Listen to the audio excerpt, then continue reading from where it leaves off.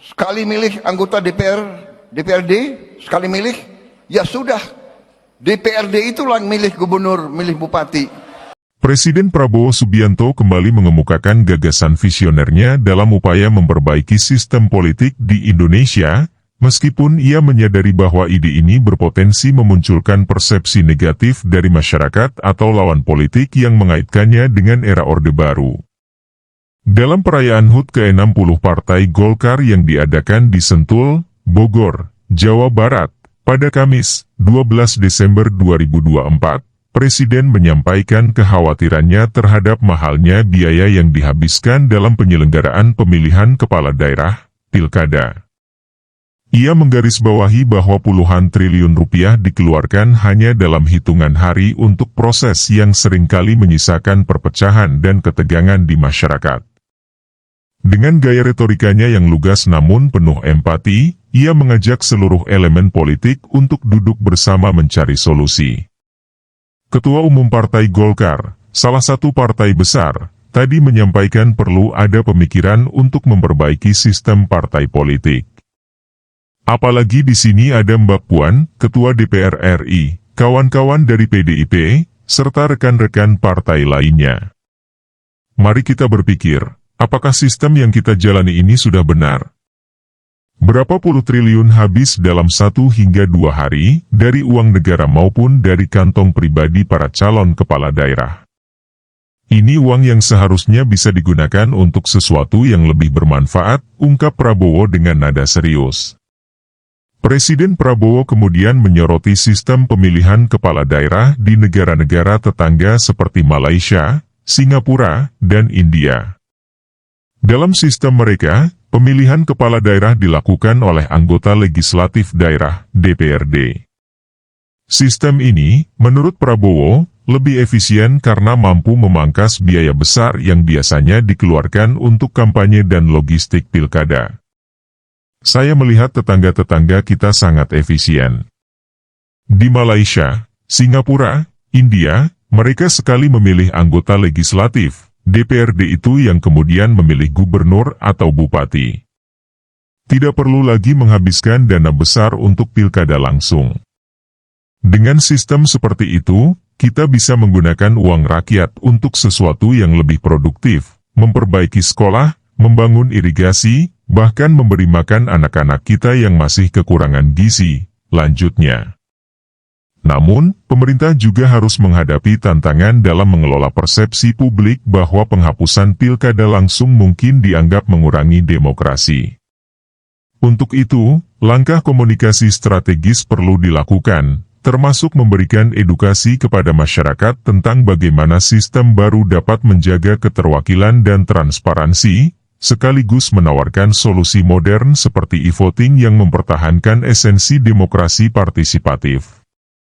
Namun, wacana ini bukan tanpa kontroversi. Banyak pihak yang menganggap bahwa pilkada langsung adalah wujud nyata dari demokrasi partisipatif. Kritik terhadap kebijakan ini seringkali dikaitkan dengan kekhawatiran bahwa ia menyerupai sistem politik Orde Baru, yang dikenal dengan sentralisasi kekuasaan dan minimnya partisipasi rakyat. Untuk menjawab kekhawatiran tersebut, pemerintah perlu memastikan bahwa mekanisme baru yang diusulkan tetap menjaga prinsip keterwakilan rakyat. Transparansi dalam proses pemilihan melalui DPRD harus ditingkatkan dengan melibatkan pengawasan independen dan akses informasi yang terbuka. Selain itu, alternatif modern seperti e-voting dapat diintegrasikan untuk memperkuat partisipasi masyarakat tanpa harus mengorbankan efisiensi.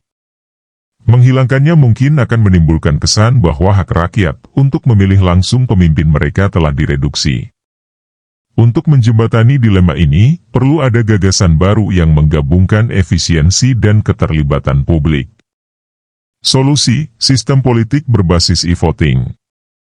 Di tengah sorotan terhadap sistem pilkada yang ada, sebuah gagasan inovatif dapat ditawarkan, penerapan sistem e-voting yang telah sukses diimplementasikan di negara-negara maju seperti Amerika Serikat dan Estonia.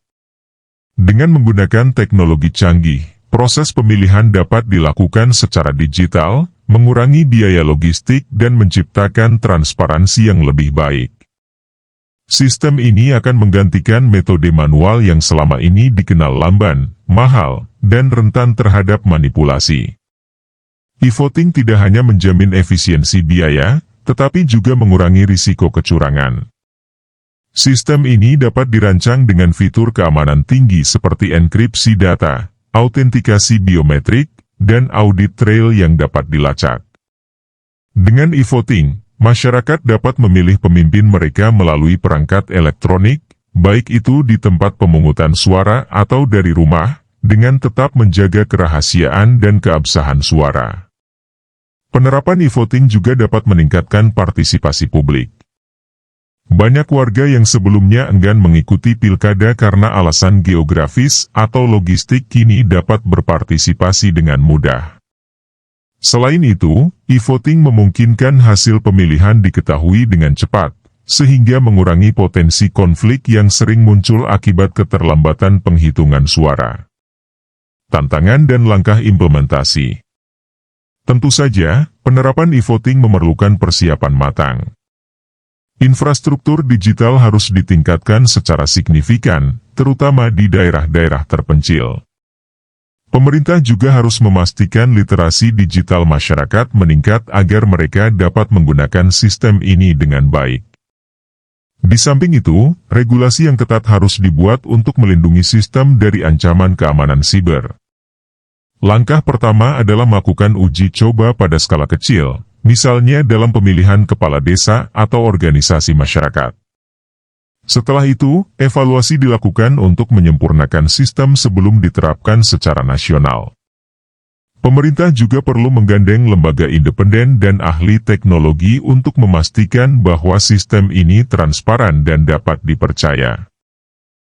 Dengan semangat inovasi dan visi besar untuk Indonesia yang lebih baik, Presiden Prabowo Subianto membuka ruang diskusi bagi perbaikan sistem politik di tanah air. Namun, penting bagi Presiden untuk tetap mengingat bahwa semangat reformasi politik adalah menjaga demokrasi tetap hidup dan tidak kembali pada model sentralisasi kekuasaan yang menyerupai Orde Baru. Reformasi ini harus berfokus pada menciptakan sistem yang adaptif terhadap perkembangan teknologi dan menjawab kebutuhan zaman. Presiden juga perlu mendorong para menterinya untuk lebih proaktif dalam memberikan solusi-solusi modern, seperti voting, yang tidak hanya menyesuaikan diri dengan era digital, tetapi juga memperkuat transparansi dan keterlibatan publik. Dengan langkah ini, cita-cita menuju Indonesia yang lebih efisien, inklusif, dan demokratis dapat terwujud tanpa mengorbankan esensi partisipasi rakyat. Gagasan e-voting, jika direalisasikan, dapat menjadi solusi modern yang menjembatani efisiensi dan partisipasi rakyat dalam demokrasi. Karena pada akhirnya, reformasi bukan hanya tentang perubahan sistem, tetapi juga tentang menciptakan masa depan yang lebih adil, inklusif, dan berdaya guna bagi seluruh rakyat Indonesia.